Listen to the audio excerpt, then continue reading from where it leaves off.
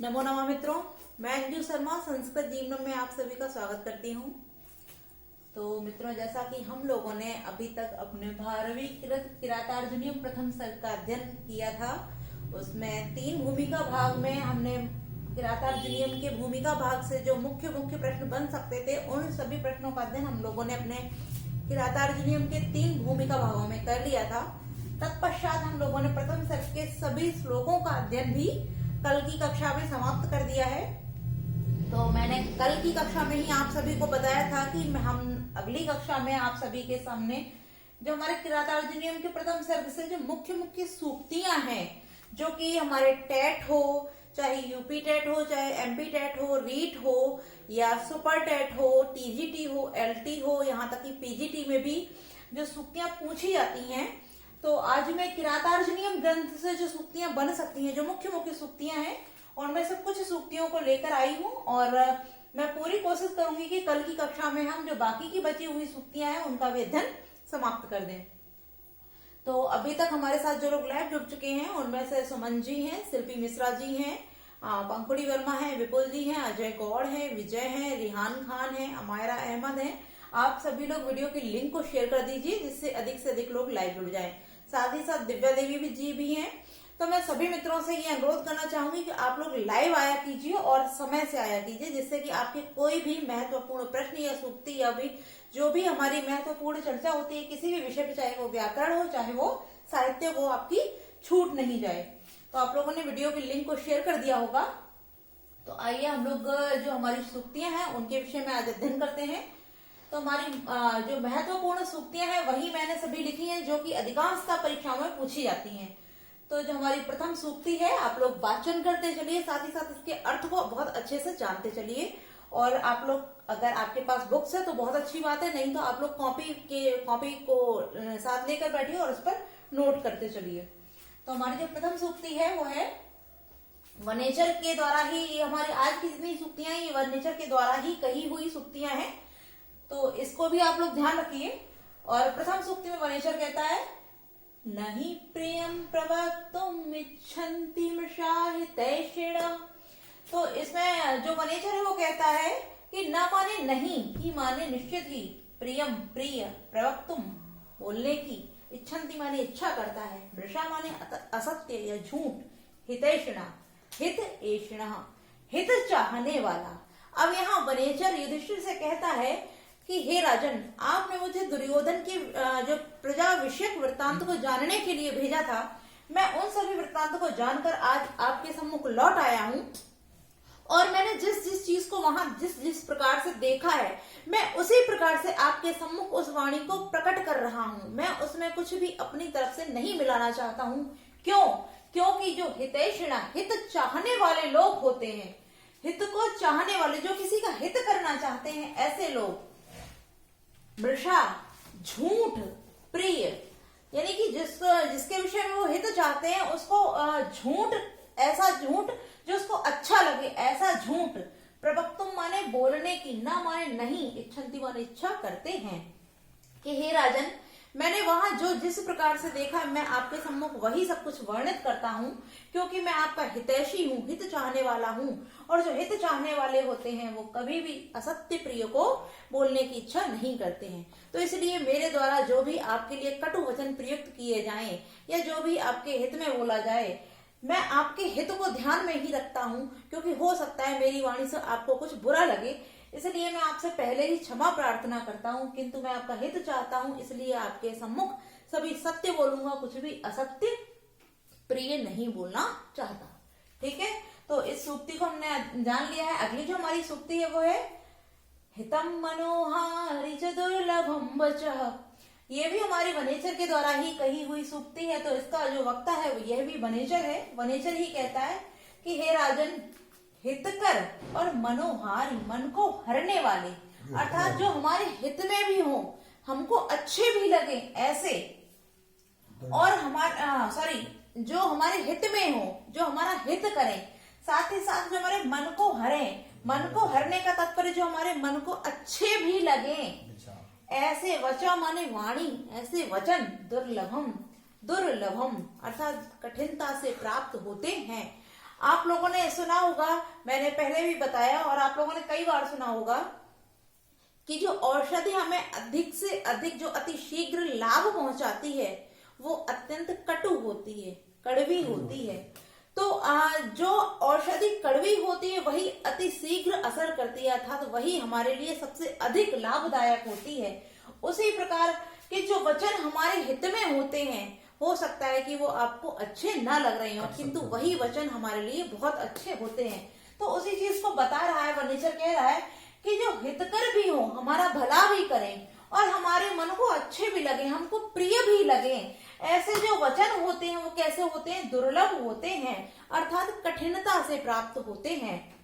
इसलिए हे राजन, मेरी वाणी जो है वो कटु तो है किंतु आपके हित में है। आपको हो सकता है ये बुरे लग रहे हो, ये शब्द अच्छे न लग रहे हो, किंतु जो वाणी दुर्लभ होती है वही हितकर होती है, और जो सरलता से प्राप्त हो जाती है वह आवश्यक नहीं है कि वो आपका हित करने वाली हो। और जो चाटुकार होते हैं वो आपकी प्रिय बोलते हैं, किंतु जो हित चाहने वाले होते हैं वो कभी भी झूठ नहीं बोलते हैं। तो दोनों ही शुक्तियों में इस प्रकार बोलता है कि मैं आपसे असत्य नहीं बोलूंगा। और यहाँ भी बताता है कि जो दुर्लभ जो वचन अच्छे भी लगते हैं और हित भी करते हैं वो कैसे होते हैं? अत्यधिक कठिनाई से प्राप्त होते हैं। अगली जो हमारी शुक्ति है उसमें वनीचर कहता है सदानुकूलेषु हि कुर्वते रतिम नृपेषु समाप्तेषु च सर्व संपदा। अब यहाँ वनीचर कहता है कि सदा अनुकूलेषु, सदा अनुकूल होने वाले से या होने से, ही माने निश्चित ही, कुर्वते माने करते हैं, रतिम माने संतोष को, आनंद को प्राप्त, नृपेषु अमात्येषु, राजाओं और अमात्य माने होता है मंत्री, च माने और, सर्व संपदा सभी संपत्तियां। अब यहाँ जो वनेचर है वो कहता है कि हे राजन, क्योंकि वो दुर्योधन के वृत्तांत को जानकर आया है तो वो इस प्रकार से कहना आरंभ करता है कि जो राजा लोग अपने मंत्रियों से अपने हित की बात को नहीं सुनता है वो राजा नहीं होता है। जो चापलूसों की बातों को सुनता है, उनकी बात को मानता है, वो कभी भी सफल नहीं होता है। इसलिए जो उसके अमात्य होते हैं, मंत्री होते हैं, हितैषी होते हैं, उस राजा को सदैव उन हितैषियों की बात को सुनना चाहिए। साथ ही साथ जो मंत्री और मित्र इत्यादि होते हैं राजा के, वो यदि अपने राजा को उसके हित की, उसके प्रजा के अच्छे शासन के विषय में बातों को नहीं बताते हैं, उसका वर्णन नहीं करते हैं, तो क्या वह मंत्री होते हैं? अर्थात वो भी मंत्री नहीं होते। उन अच्छे मंत्री या अच्छे मित्र भी वही होते हैं जो अपने राजा को अच्छी सलाह देते हैं, अच्छे विचारों को बताते हैं, अच्छे उपदेशों को देते हैं। तो कि इस प्रकार से कि जो राजा और अमात्य होते हैं, जो मंत्री और राजा होते हैं, सदा उन लोगों को एक दूसरे के हित की बात को सुनना चाहिए। अर्थात मंत्रियों के द्वारा अपने राजाओं को हित के उपदेश देने चाहिए और जो राजा हैं उनको भी अपने मंत्रियों की बात को सुनना चाहिए। आगे कहते हुए कहते हैं कि तभी ही माने निश्चित रूप से कि राजाओं और अमात्यों के, नपेशु अमात्येषु, यहाँ सप्तमी बहुवचन का प्रयोग हो रहा है कि राजाओं और मंत्रियों के सदा अनुकूल रहने पर। सदा अनुकूल कैसे? कि वह उसकी बात को सुने और जो ग्रहण करने योग्य है, जो उसके राज्य के लिए अच्छी है, उस चीज को अपने व्यवहार में लाए, उसका पालन करें। और अमात्यों का भी यह कर्तव्य होना चाहिए कि वह राजा की आज्ञा का उसी प्रकार पालन करे जिससे कि उसके राज्य में उन्नति हो सके। तो कि राजाओं और अमात्यों के सदा एक दूसरे के अनुकूल रहने से तात्पर्य एक दूसरे की बात को मानने से जो सभी संपदाएं होती हैं, सभी संपदाएं अर्थात जो धन धान्य इत्यादि संपदाएं होती हैं, वो क्या करती हैं? कुर्वते रतिम, सदैव आनंद को प्राप्त करती हैं, अर्थात अत्यधिक प्रसन्नता के साथ उसको अधिक से अधिक धन धान्य से संपूर्ण करती हैं। सर्व संपदाओं के रतिम अर्थात जो धन धान्य इत्यादि संपदाएं होती हैं उनके रति से तात्पर्य क्या है? कि वो अधिक से अधिक प्रसन्न होकर फलती फूलती हैं। और ऐसे जो राजा लोग होते हैं जिनके अमात्य और राजाओं एक दूसरे के अनुकूल रहकर कार्य करते हैं, उस राज्य में कभी भी किसी भी प्रकार से धन और धान्य की कमी नहीं होती है, क्योंकि राजा और मंत्री दोनों ही एक दूसरे के हित की उसी बात को सोच कर कि उस प्रकार से कार्य करते हैं जिससे कि वहां की प्रजा संपन्न रहती है, खुश रहती है और वहां की जो संपदाएं होती हैं वो अत्यधिक फलती फूलती रहती हैं। तो कि हे राजन, राजाओं और अमात्यों के अनुकूल रहने से ही जो राज्य की सभी संपदाएं होती हैं वो अनुराग को करती हैं, अर्थात प्रसन्नता को राज्य में भर देती हैं। अगली सूक्ति में वनेचर क्या कहता है? वरम विरोधोपि समम महात्मा भी। अब यहाँ कहता है वरम माने श्रेष्ठ होता है, विरोध अपनी अर्थात जो विरोध माने द्वंद्व अर्थात शत्रुता जो होती है, अपि माने भी, समम माने समान, महात्मा भी माने जो सज्जन व्यक्ति होते हैं। अब यहाँ जो दुर्योधन होता है उसकी बात को बताते हुए कहता है कि हे राजन, हे युधिष्ठिर, जिस दुर्योधन ने आपको छल द्वारा जीता था, आज वह आपको नीति मार्ग से जीतना चाहता है। क्योंकि ये हम सभी लोग जानते हैं, महाभारत की कथाओं को हम सभी लोगों ने स्मरण कर रखा है, जान रखा है, पढ़ते भी हैं, उसके विषय में अध्ययन भी करते हैं। तो हम सभी लोग जानते हैं कि जब इंद्रप्रस्थ की रचना हुई थी तत्पश्चात जो दुर्योधन होता है वो इंद्रप्रस्थ की जो भव्यता होती है उसको देख करके इतना आकर्षित हो जाता है कि वो उसको जीतने की इच्छा से, और जो द्रौपदी होती है उनसे प्रतिशोध के कारण उनको अपने राज्य में बुलाकर द्यूत के लिए आमंत्रित करता है।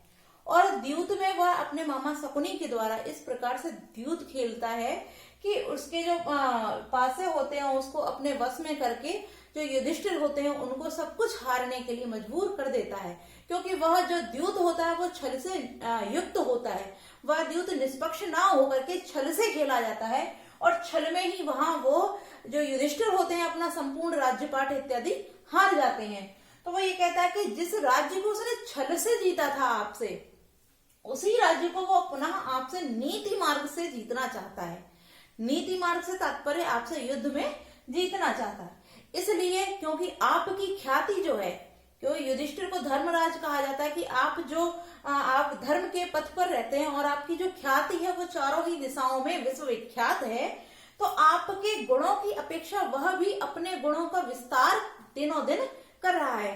वह भी जो दुखी इत्यादि जन होते हैं उनके प्रति दया का भाव रखता है, दया दक्षिण, किसी को दक्षिणा देना, किसी की सहानुभूति का कार्य करना, किसी के साथ मतलब जिसको जिस चीज की आवश्यकता है उसके साथ वही कार्य करते हुए वह अपनी दया को बहुत अधिक दिखाता है। वह अपने गुणों का बहुत अधिक विस्तार कर रहा है और विस्तार करता हुआ वह क्या कर रहा है कि जो उसके कपट से युक्त राजा लोग थे उनके साथ मिलकर वो धन को अर्जित न करते हुए क्या करना चाह रहा है, आपको नीति मार्ग से पराजित करने के लिए कहता है कि महात्माओं के साथ, समम माने साथ, महात्माओं के साथ। अब महात्मा से तात्पर्य यहाँ है जो सज्जन व्यक्ति होते हैं, महान आत्मा, जो महान आत्मा वाले होते हैं अर्थात जो बहुत ही स्वाभिमानी होते हैं, सज्जन व्यक्ति होते हैं, ऐसे महात्माओं के साथ जो विरोध किया जाता है अर्थात शत्रुता की जाती है वह भी श्रेष्ठ होती है। किससे? कि नीच के साथ मिलकर के कोई कार्य करने की अपेक्षा यदि आप एक अच्छे व्यक्ति के साथ शत्रुता करते हैं तो वह भी आपके लिए श्रेष्ठ है। वरम माने श्रेष्ठ होती है, क्योंकि यदि आप उस किसी महान व्यक्ति के साथ युद्ध करते हैं, किसी बात पर लड़ते हैं, तो वह भी एक नीति मार्ग से चलेगा। किंतु यदि आप किसी नीच व्यक्ति के साथ कोई मित्रता भी करते हैं तो वो मित्र जो नीच व्यक्ति होता है वो अपने स्वार्थ के कारण आपसे मित्रता करता है। इसलिए कहा गया है कि हे राजन, नीच के साथ जो मित्रता की गई है उसकी अपेक्षा, उसकी तुलना में जो महात्मा लोग होते हैं, जो महान आत्मा वाले होते हैं, जो सज्जन स्वाभिमानी व्यक्ति होते हैं, ऐसे लोगों के साथ जो विरोध किया जाता है, जो शत्रुता की जाती है, वो भी श्रेष्ठ होती है। ठीक है, तो हमारी इस सूक्ति का भी अर्थ क्लियर हो गया। अगली सूक्ति की ओर बढ़ते हैं। अगली सूक्ति में जो वनेचर होता है वो कहता है कि न वादते अश्य त्रिगणः परस्परम, कि न माने नहीं, वादते माने बाधा उत्पन्न करते हैं। अश्य, यहाँ जो अश्य है वो दुर्योधन के लिए प्रयुक्त किया गया है कि अश्य माने उस दुर्योधन के, त्रिगण तीन गण, परस्परम माने परस्पर अर्थात आपस में, कि हे राजन, हे युधिष्ठिर, उस दुर्योधन के तीनों गण जो हैं वो भी आपस में बाधा को उत्पन्न नहीं करते हैं। अब तीन गण कौन कौन से हैं? धर्म, अर्थ और काम। वैसे तो 4 पुरुषार्थ माने जाते हैं, धर्म अर्थ धर्म अर्थ काम और मोक्ष, किंतु यहाँ 3 गणों के विषय में बात की गई। तो यहाँ 3 गण जो है वो हमारे कौन कौन से, धर्म अर्थ और काम। तो ऐसा माना जाता है कि जो धर्म करता है वो कभी भी अर्थ का संग्रह नहीं कर सकता। यदि आप धर्म के मार्ग पर चलते हैं, धर्म से किसी कार्य को करते हैं, तो आप अत्यधिक धन अर्जित नहीं कर सकते हैं, क्योंकि आप धर्म का पालन कर रहे हैं। आप अनीति का मार्ग को नहीं चुनेंगे, और नीति मार्ग से यदि आप कार्य को करेंगे तो आप अत्यधिक धन अर्जित नहीं कर सकते हैं। अगला जो हमारा होता है अर्थ। यदि आप अर्थ को अर्जित करना चाहते हैं, अत्यधिक धन अर्जित करना चाहते हैं, तो आप कभी भी नीति मार्ग का जो अक्षरशः पालन नहीं कर सकते हैं। यदि आप धन के संग्रह में ही लगे रहेंगे तो न तो आपको अत्यधिक समय मिलेगा कि आप धर्म कर सकें, और ना ही आप धर्म का पालन करते हुए अधिक धन का संचय कर सकते हैं। तो धर्म अर्थ। अब तीसरा जो होता है काम। तो काम के विषय में भी कहा जाता है कि जो धर्म से युक्त व्यक्ति होता है, जो धर्मचारी होता है, धर्म का आचरण करने वाला जो व्यक्ति होता है, वो काम से बहुत अधिक दूर रहता है, क्योंकि जो व्यक्ति काम और वासना में लिप्त रहेगा वह भी धर्म का अनुयायी नहीं हो सकता है। तो यहाँ क्योंकि ऐसा माना जाता है कि ये जो तीनों गण होते हैं ये आपस में एक दूसरे के विरोध में, अर्थात एक दूसरे के विरोधी होते हैं। जो धर्म करता है वो अर्थ का संग्रह नहीं कर सकता है, और जो अत्यधिक अर्थ संग्रह करता है वो ना तो धर्म कर सकता है और ना ही काम को कर सकता है, और जो काम में लिप्त रहने वाला व्यक्ति होता है ना ही तो वो धन का अत्यधिक संग्रह कर सकता है और ना ही वो धर्म का अनुसरण कर सकता है। तो क्योंकि सभी जानते हैं ये तीनों जो गण होते हैं वो एक दूसरे के विरोधी होते हैं, किंतु यहाँ जो दुर्योधन है उसने अपने समय को इस प्रकार से बांट रखा है, अपने समय को इस प्रकार से निर्धारित कर रखा है कि वो तीनों गणों को इस प्रकार से सम्मान देता है कि धर्म के समय में वो धर्म करता है, अर्थ संग्रह के जो समय होता है, स्थान होता है, तब वह अर्थ का संग्रह करता है, और जब काम इत्यादि की बात आती है तो उस प्रकार से वो काम इत्यादि की भी भोग करता है।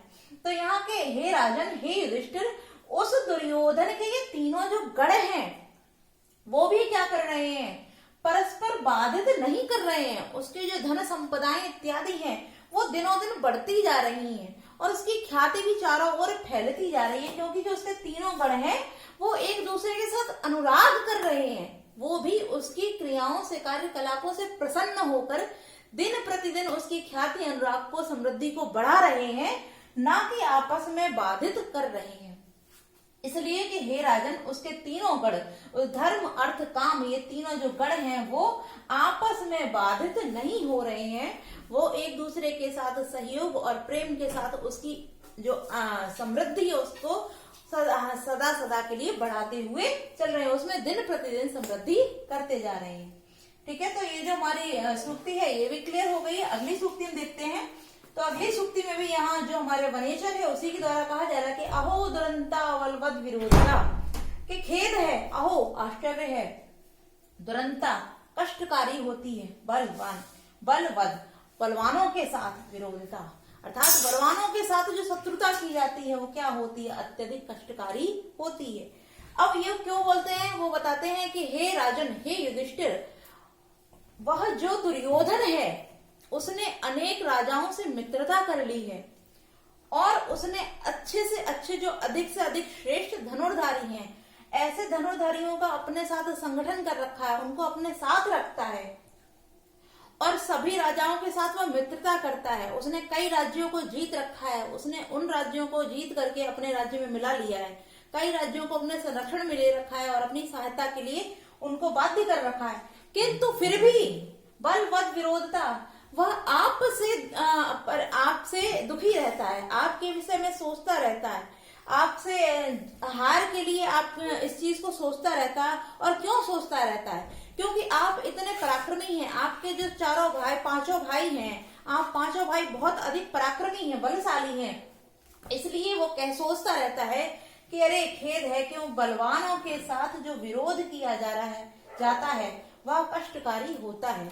कि आप लोग पराक्रमी हैं और उसके साथ इतने राजा होते हुए भी वो आप लोगों से अपनी पराजय को लेकर आशंकित रहता है।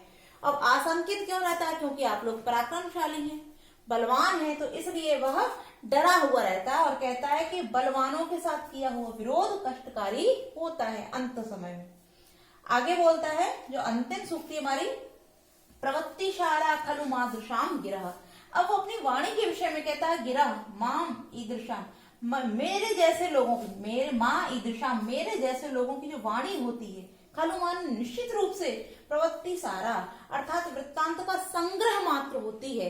क्योंकि हमने क्या किया, आपने हमको आज्ञा दी कि जाके दुर्योधन के प्रजाभिषेक वृत्तांत को जानकर आओ, तो हमने जाकर वहां उनके जो वृत्तांत था उसको संग्रह किया और उसको संग्रह करने के पश्चात जैसा हमने वहां जो देखा उसी प्रकार को आपके सम्मुख कह दिया। तो मेरे जैसे लोगों की जो वाणी होती है वो निश्चित रूप से केवल जो वाणी का संग्रह होती है, संग्रह मात्र होती है। हम लोग केवल एकत्रित करते हैं और उसको आप राजाओं के सामने कह देते हैं। तो कि हे राजन, मेरे जैसे लोगों की जो वाणी है वो निश्चित रूप से वृत्तांत के संग्रह मात्र है, अन्यथा और कुछ भी नहीं है। इसलिए हे राजन, आपके सम्मुख मैंने अपने संपूर्ण वृत्तांत को बता दिया है और आपने मेरे द्वारा उस दुर्योधन की संपूर्ण क्रियाकलापों को जान लिया है। इसलिए अब उस दुर्योधन के नाश के लिए आप जैसा उचित समझें उस प्रकार के कार्य को कीजिए, क्योंकि मेरे जैसे लोगों की जो वाणी होती है वो वृत्तांत का संग्रह मात्र होती है।